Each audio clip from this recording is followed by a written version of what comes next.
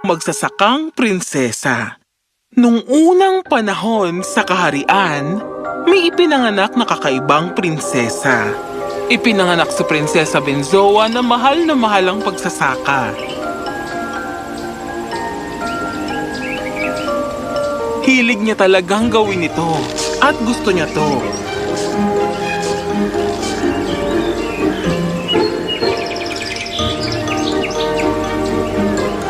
Naaaliw ang reyna rito, pero hindi ganoon ang hari.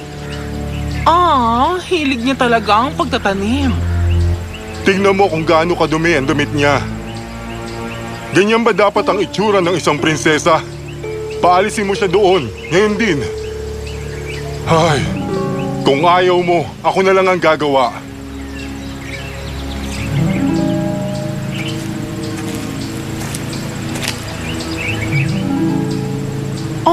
Huwag mo naman siyang paiyakin. Napakabait niya sa mga kalaro niya. Kaya lang mas masaya siya rito.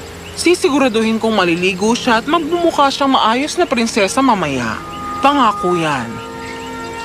At lumaki ang prinsesa na nagtatrabaho sa mga hardin ng gulay at sa bukid. Nagsisikap siya sa pagtatrabaho araw at gabi para makakuha ng mga magagandang pananim sa kaharian. Lumipas ang ilang taon, oras na para koronahan si Prinsesa Belzoa bilang isang ganap na Prinsesa Belzoa. May magagandang plano ang hari para sa kanya. Pag nakoronahan ka na, may karapatan ka ng pamunuan ng kahariang ito at balang araw, pag nahanap mo na ang iyong prinsipe, magpapakasal kayo at magkasamang mamumuno. Magandang kinabukasan ang naghihintay sa inyo, mahal ko. Nako, napakaganda ng anak ko. Ikaw na ngayon ang Crown Princess. Anong problema, mahal ko?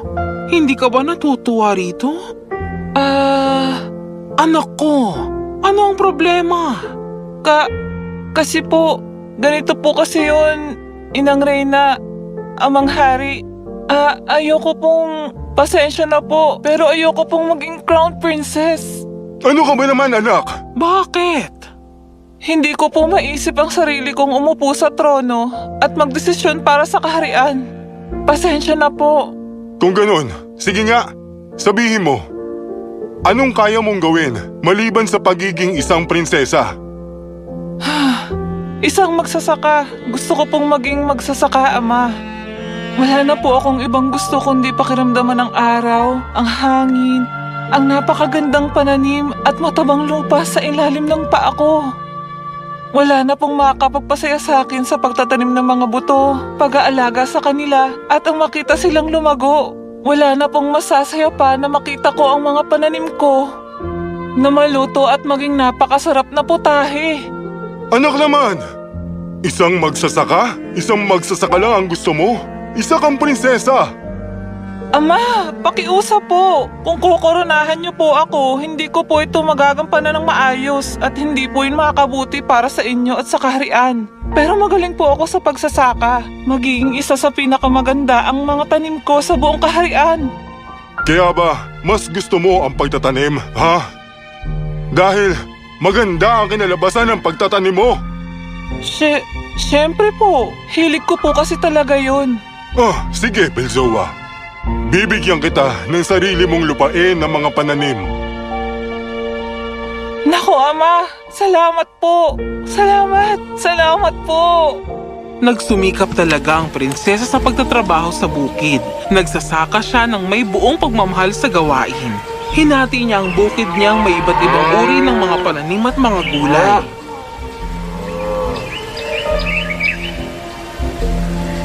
Mayroon din siyang sariling kitchen garden kung saan siya kumukuha ng sarili niyang pagkain.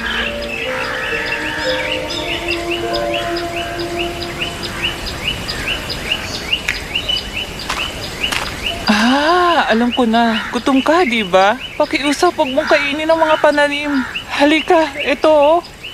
Mas kailangan mo to ngayon. Hindi pa naman ako gutom eh.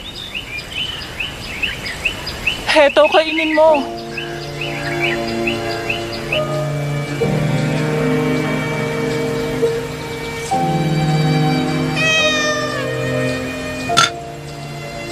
Gutom ka na ba?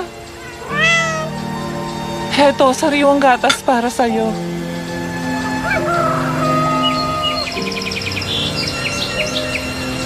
Napakagandang sapot. Ang galing mo naman. Natuwa sa prinsesa ang mga maliliit na hayop sa bukid dahil inaalagaan niya ito sa pagbibigay ng pagkain at gatas sa kanila. Ang pag-ibig ng prinsesa sa mga pananim niya ang nagpapalasa sa mga ito at nagpapasarap. Malapit na ang panahon ng pagtatanim, kaya naglalakbay ang hari para salubungin ng diwatang si Thunderina. Belzoa, hindi ko hahayaang magiging isa ka lang magsasaka. Di ba ang hari iyon? Ano ang binabalak niya para sa mahal naming prinsesa?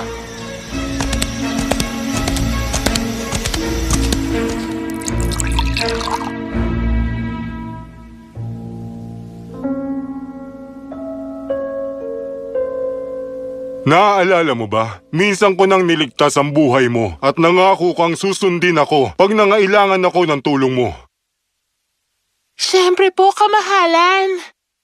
Ngayon, kailangan ko na ang tulong mo.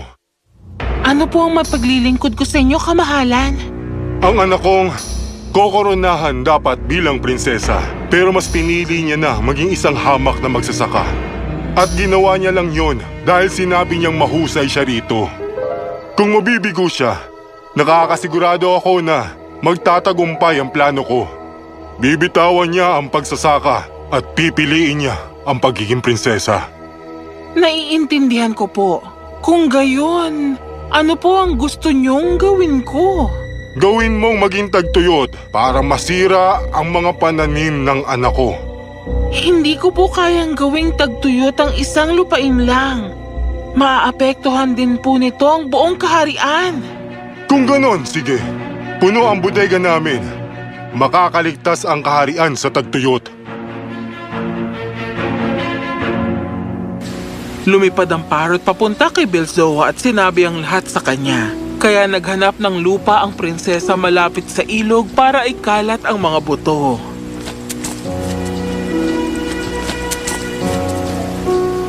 Habang naapektuhan ng tagtuyot ang ibang bukid ng kaharian, lumago ng malusog at malakas ang mga pananim ng prinsesa. Labis na nadismaya ang hari rito. Bumalik siya sa diwata. Sa pagkakataon ding ito, sinundan siya ng parrot. Malago at malusog pa rin ang mga pananim ng anak ko. Hindi ko ito matatanggap. Sa panahong ito, magpalaganap ka ng baha sa mga ilog nang masira lahat ng mga pananim niya. Maaapektuhan rin po ang ibang mga pananim. Hindi yun mahalaga. Makakaligtas tayo. Pero di ko matatanggap na maging magsasaka ang prinsesa.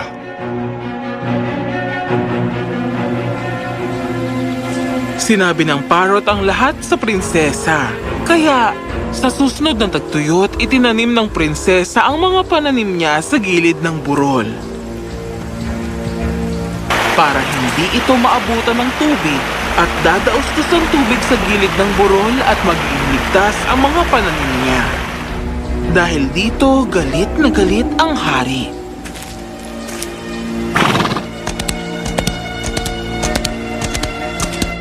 Napakatalino po talaga ng anak niyo. At mahal po niya ang pagsasaka. Hayaan niyo na lang po siya. Hindi ako makapapayag. Alam ko kung paano haharapin ang anak ko.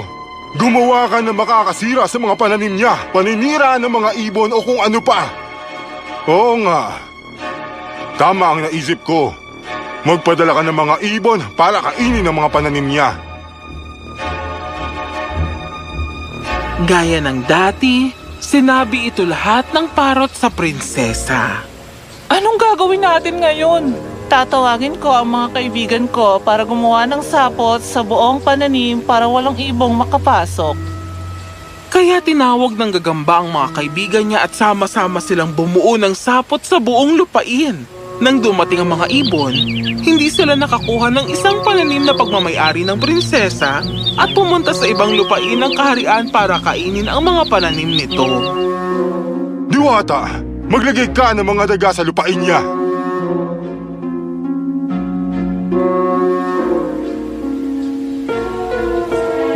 Huwag kang mag-alala, prinsesa. Maghuhukay kami ng mga kaibigan ko sa paligid ng iyong lupain para mahuli ang mga daga.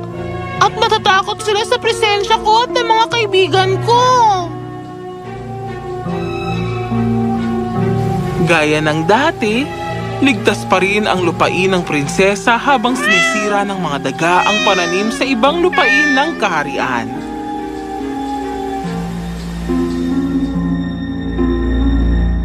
Naku po, Hari, kamahalan. Ito na ang pangatlong tagtuyot na nasira ang aming mga pananim.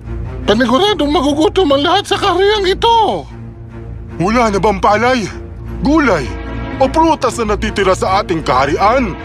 Wala po, kamahalan. Kinailangan po natin bumili ng pagkain sa ibang kaharian at aabot po yun ng malaking halaga. Kailangan na natin bumili dahil sa loob ng 1 linggo mauubos na ang ating mga pagkain sa loob ng 7 araw. Totoo yun, kamahalan.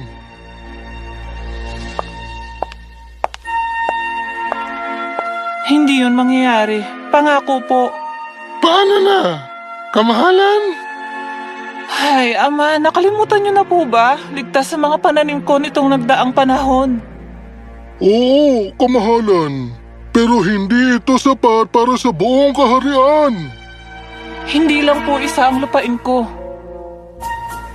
Pinadalahan ako ng tagtuyot ni Ama pero naapektuhan ng buong kaharian at alam kong hindi siya titigil dito. Hindi niya naisip na sa kagustuhan niyang parusahan ako. Sinisira niya ang mga pananim ng buong kaharian. Bahalang araw, ang mga ginagawa niya ang magpapagutom sa mga tao. Pero anong pwede namin gawin? 2 bagay. Tutulungan niyo ba ako? Oo naman, tutulungan kami. Hanapan niyo ko ng lupa sa kagubatan at bundok kung saan pwede tayo magtanim. Kakailanganin ko kayo at mga kaibigan niyo para makatulong. Kaya namin ang mga kaibigan ko maghukay. Marunong kaming mag-araro ng mga kaibigan ko. Ako at ang mga kaibigan ko ay kayang ikalat ang mga buto sa kagubatan. Ilalayo namin ng mga kaibigan ko ang mga peste. Tutulong kami ng mga kaibigan ko sa pagtanggal ng mga damo. Kaya mayroon akong 6 na iba't ibang lupain sa kagubatan at bundok kung saan nakapagtanim kami ng mga kaibigan ko.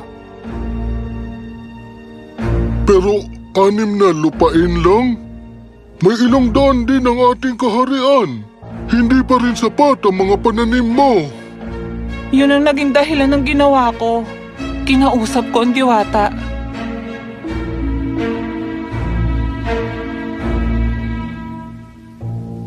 Kailangan ko ang tulong niyo, mahal na diwata. Patawarin mo ko sa lahat ng ginawa ng iyong ama. Pero kailangan kong sundin ang pangako ko sa kanya. At isa pa, minsan natututo ang mga tao sa pagkakamali nila. At gumawa ng napakalaking pagkakasala ang iyong ama kung saan sinira niya ang bawat pananim ng sarili niyang mga tao. Umaasa kung sana hindi pa huli ang lahat sa oras na malaman niya ang malaking kasalanan na nagawa niya sa lahat. Kaya ito po ang rason ng paghingi ko ng pabor. Sabihin mo sa akin. May 5 pa po akong sekretong lupain sa kagubatan at bundok. Pero hindi po sapat ang mga pagkain yun para sa buong kaharian. Maaari niyo bang paramihin ang ani ko? Hindi mo alam kung gaano ko kasaya para gawin ang bagay na yan. Simula ngayon, mas dadami na ng 100 beses ang mga pananim mo na nais mong itanim. Para pag dumating ang taggutom sa kaharian ng ama mo, mayroon kang maraming pagkaing maipapakain sa mga tao mo. Salamat! Maraming salamat. Nakaimbak ang palay at mga gulay sa bodega na ibinigay sa akin ng diwata. Mabuhay ang Prinsesa Belzoa! Mabuhay ka, Prinsesa Belzoa! Mabuhay ka, Prinsesa Belzoa!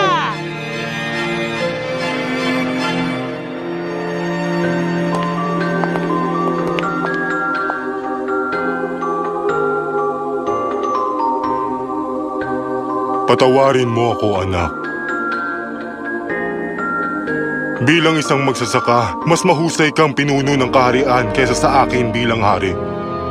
Patawarin mo ako, Belzoa. At patawarin niyo rin akong lahat. Ngayon, alam ko na kung gaano karangal ang isang magsasaka. Ipinagmamalaki kita, Belzoa. Kaya, nailigtas ang kaharian sa tagutom sa tulong ni Prinsesa Belzoa at nakilala siya sa malayo bilang isang magsasakang prinsesa. Para sa ibang mga prinsipe, kakaiba ito. Pero may isa sa kanila na humahanga. Ito si Prinsipe Richard. Pumunta siya para makita ito. Hindi natin masasabing nahulog sila sa isa't isa. Pero siguradong masaya sila sa pagsasaka ng magkasama. Malay mo,